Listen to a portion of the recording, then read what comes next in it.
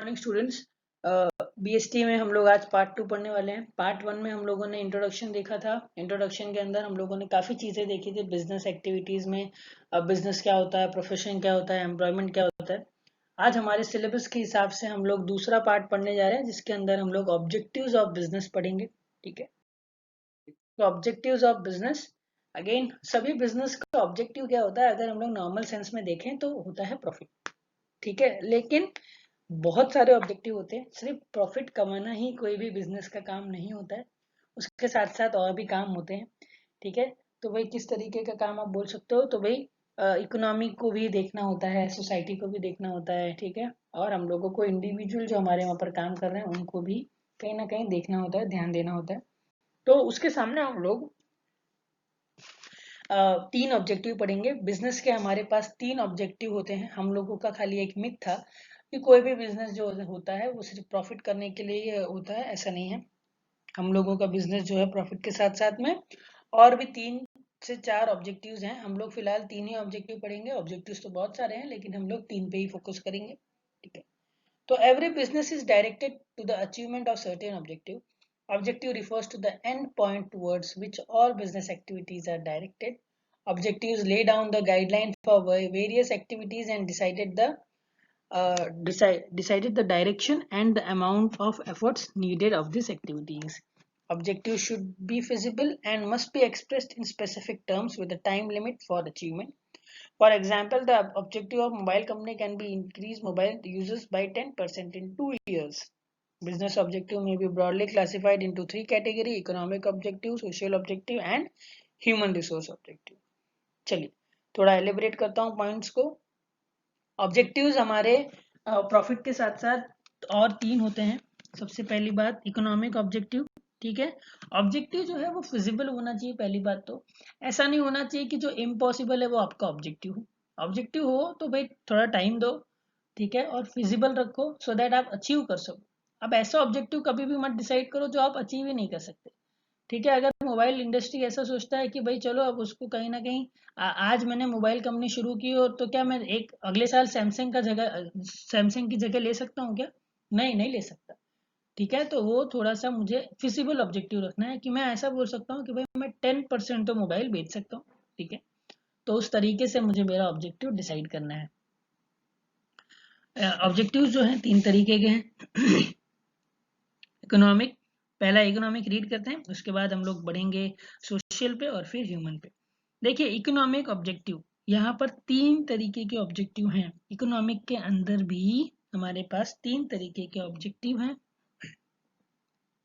पहला profit earning, दूसरा survival, तीसरा ग्रोथ। कोई भी बिजनेस अगर आप चालू करते हो तो सबसे पहले आपका जो ध्यान होता है वो होता है प्रॉफिट के ऊपर। ठीक है, कि भाई मैं प्रॉफिट कमा भी रहा हूँ या नहीं कमा रहा हूँ। अगर मैं प्रॉफिट नहीं कमा रहा हूँ तो मुझे कहीं ना कहीं बिजनेस को बंद करना होगा, आज नहीं तो कल। इसीलिए मुझे मेरे प्रॉफिट अर्निंग पर ध्यान देना है। प्रॉफिट अर्निंग के बाद आता है क्वेश्चन सर्वाइवल का। जैसे ही मैंने प्रॉफिट कमा लिया उसके बाद मेरे पास क्वेश्चन आएगा सर्वाइवल, किस तरीके से सर्वाइव करने वाला हूँ। ठीक है, और जब मैं सर्वाइव कर लेता हूँ मार्केट में उसके बाद आता है क्वेश्चन ग्रोथ का। ठीक है, तो भाई प्रॉफिट अर्निंग जो है वो बहुत पैसा कमाया मैंने। ठीक है, उसके बाद उसी पैसे को यूज करके मार्केट में सर्वाइव किया है, और जैसे ही सर्वाइवल खत्म हो जाता है वैसे ही मैं करूंगा ग्रोथ। ये तीनों ही मेरे ऑब्जेक्टिव हैं। सबसे पहला ऑब्जेक्टिव होगा प्रॉफिट कैसे कमाऊं, मैं कितना ज्यादा कमाऊं। दूसरा होगा इतने सारे टफ कंपटीशन के अंदर मुझे मार्केट में कहीं ना कहीं टिकना है, तो सर्वाइवल वाला एक मेरा क्वेश्चन आएगा। ठीक है, दूसरा होगा ग्रोथ, जैसे ही मैं सर्वाइव करूंगा फिर मैं ग्रोथ करना शुरू करूंगा। 1 ब्रांच, 2 ब्रांच, 3 ब्रांच, इस तरीके से मैं ओपन करूंगा। ठीक है, तो उसको मैं बोलूंगा economic objective. Profit earning, every entrepreneur undertake business activity primarily to earn profit. No business can survive for long without earning sufficient profit. A business need profit not only for its existence but also for an expansion and diversification. ठीक है, मतलब profit तो चाहिए ही। अगर business चलाना है तो profit आपको कमाना ही पड़ेगा। अगर आप प्रॉफिट नहीं कमाते हो तो आप तकलीफ में आ सकते हो। दूसरा है सर्वाइवल, सर्वाइव करना है आपको। ठीक है, क्योंकि कंपटीशन बहुत टफ होगा। अगर आप न्यूली एंटर हुए हो मार्केट में तो सर्वाइवल आपके लिए एक बहुत बड़ा क्वेश्चन होगा। ठीक है, कि आपको सर्वाइवल करना है और सर्वाइवल करने के लिए कहीं ना कहीं आप जितना भी आपने प्रॉफिट कमाया है उसका पूरा यूज करोगे। दूसरा है ग्रोथ, सॉरी तीसरा, ग्रोथ में आप क्या करोगे भाई, पहले एक बार रीड कर लेते हैं, सर्वाइवल का रह गया है। Every business aim to ensure that it continues to survive and exist in future. Survival is possible only when the organization is able to earn enough revenue to cover its cost. Survival तभी possible होगा जब आपने profit कमाया है, आपका cost cover हो गया है। ठीक है। थर्ड पॉइंट रहेगा ग्रोथ, बिजनेस को ग्रोथ करवाना है तो सर्वाइवल एक बार जब सॉल्व हो जाएगा उसके बाद आपका ग्रोथ का काम शुरू हो जाएगा। अब business need to add to its prospect in the long run. For this, the business must grow and expand to survive in the long run. Growth of a business indicate how well it is able to be exploit to its potential opportunity. Growth is measured in terms of sales volume, increase in number of employees, market share, number of product. Market share बढ़ाना है, branch बना लो, ठीक है, नए product में या नए field में एंटर हो जाओ। ठीक है, ग्रोथ करना है तो आप कोई भी तरीके से ग्रोथ कर सकते हो। सोशल ऑब्जेक्टिव क्या रहेंगे? Social objective refers to the objective which are desired to be achieved for the benefit of the society. Business make uses of scarce resources of the society, so society expects something in return for its welfare. Social objective deals with fulfilling obligations towards the society. Some of the major objectives are, देखिए, हम society के resource को use कर रहे हैं तो society भी चाहेगी कि भाई आपने हमारे रिसोर्स यूज किए हैं तो हमको भी उसका बेनिफिट मिलना चाहिए, और हमारे रिसोर्स बहुत ही स्केयर हैं तो उसका मैक्सिमम यूज हुआ है नहीं हुआ है उस तरीके से आप देख सकते हो, वो भी आपका सोशल ऑब्जेक्टिव रहेगा। Supply of quality product at fair price, हम लोगों का एक सोशल ऑब्जेक्टिव सोसाइटी के टूवर्ड्स में रहता है क्योंकि हम उसके रिसोर्स यूज करते हैं तो उसको हम लोगों को बहुत ही रीजनेबल प्राइस में चीज़ें प्रोवाइड करनी है। ठीक है, क्वालिटी देनी है और प्राइस फिजिबल रखना है, बहुत ज़्यादा आप लोगों को प्राइस नहीं रखना है नॉर्मल से प्रोडक्ट के लिए। इसके अंदर the business should ensure that there is a regular supply of useful product with fair quality and at reasonable price. Supply of adulterated goods, inferior quality and unusable or harmful product are detrimental to survive a business. It must be noted that customer is now more educated and quality conscious, expect value for his money spent. जो भी पैसे वो spend करता है value for money होना चाहिए क्योंकि customers जो हैं एजुकेटेड हैं, आप उसको अगर अच्छी चीज़ें नहीं बेचोगे तो आप भी मार्केट से बहुत जल्द बाहर चले जाओगे। ठीक है, avoidance of unfair trade practices, black marketing नहीं करनी है। ठीक है, एडल्ट्रेशन वाली चीज़ें नहीं आप लोगों को सेल करनी है। ठीक है, such practices are not only illegal but also hamper the image of business community, so every business organization should aim to avoid such undesirable activity. ठीक है, तो इस तरीके से बहुत सारी बिजनेस एक्टिविटी होती हैं जिसको हम लोग अवॉइड करेंगे और जो फेयर एक्टिविटीज होगी उसको ही कंसीडर करेंगे। Generation of employment opportunity, every business enterprise should create sufficient employment opportunity without any discrimination as to caste, religion, sex etcetera. Generation of employment opportunity, हम लोगों को अगर सोसाइटी में काम कर रहे हैं तो एम्प्लॉयमेंट अपॉर्चुनिटीज भी जनरेट करके देनी है सो दैट बंदे यहाँ पर हमारे वहाँ पर काम करें, पैसे कमाएं और कंजम्पशन करें हमारे ही प्रोडक्ट का। ठीक है, प्रोटेक्शन ऑफ एनवायरनमेंट, हम लोगों को एनवायरनमेंट को नुकसान नहीं पहुंचाना है, बिजनेस तो करना है लेकिन एनवायरनमेंट को सेफ रखना है। अगर हम लोगों का एनवायरनमेंट सेफ नहीं रहेगा तो फिर हम लोगों की हेल्थ खराब हो सकती है, ये सोच के हम लोगों को हमारे एनवायरनमेंट को सेफ रखना है। कोई बहुत ज़्यादा पोल्यूशन भी नहीं करना है। ठीक है, और जो पोल्यूशन अगर हम करते भी हैं तो सारे प्रिकॉशंस लेके करें सो दैट हमारे नेचर को इतना हार्म ना हो। Community service, many business organizations engage in various community services like setting up school, charitable dispensaries, donating money for social and religious activities, etc. Fulfillment of this objective help to improve the reputation and public image of a business. Business करना है, अच्छा करना है तो आपकी image अगर अच्छी बन जाती है तो आपको कहीं ना कहीं उसका बेनिफिट मिलेगा, जिसके लिए आपको सोशल होना ही पड़ेगा। जितने ज़्यादा आप सोशल होगे उतना ही ज़्यादा आपका पब्लिक में रेपुटेशन होगा और आपका पब्लिक में नाम भी होगा।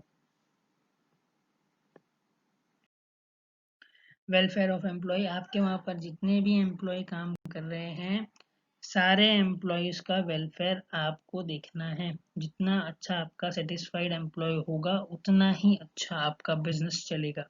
ठीक है, इसीलिए वेलफेयर ऑफ एम्प्लॉय भी बहुत ही इम्पोर्टेंट रोल प्ले करता है।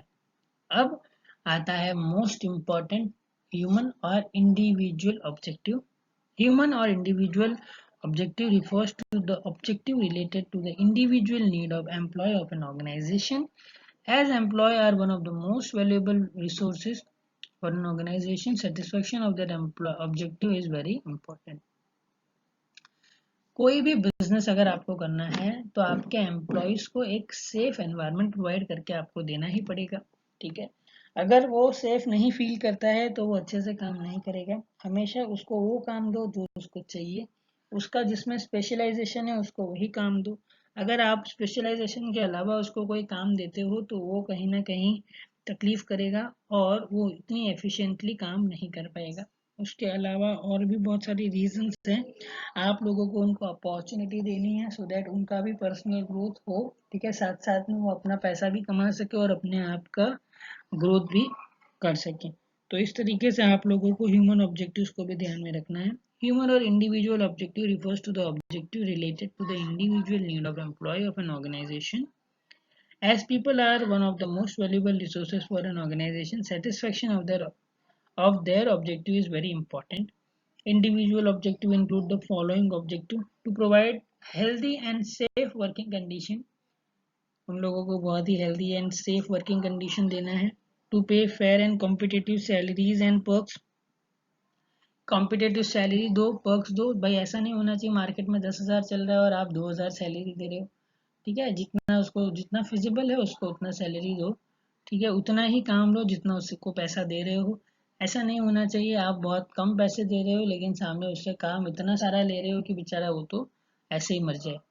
ठीक है, to provide opportunities for personal growth and development of employee, to provide reasonable security of services, to provide various financial and non-financial incentive in order to motivate the worker.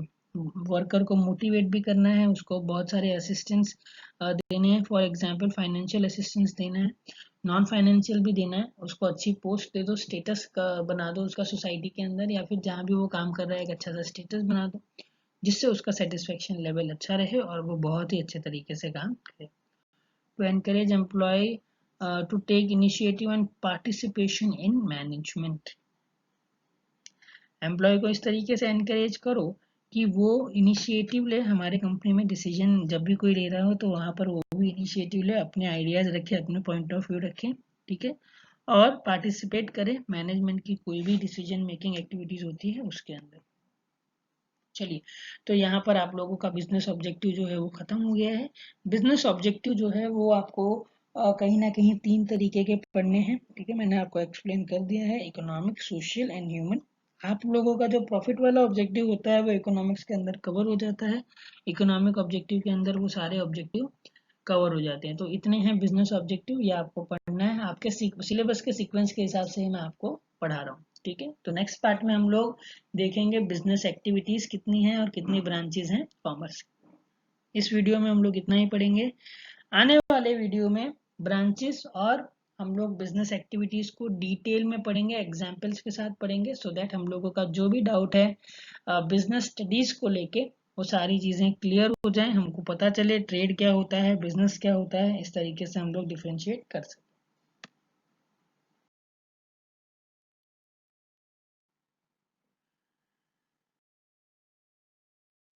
Thank you for watching. Role of business जो है, role of profit जो है in business वो मैंने आपको cover कर दिया था, इसीलिए यहाँ पर मैंने इन डिटेल उसको एक्सप्लेन नहीं किया। Thank you for watching.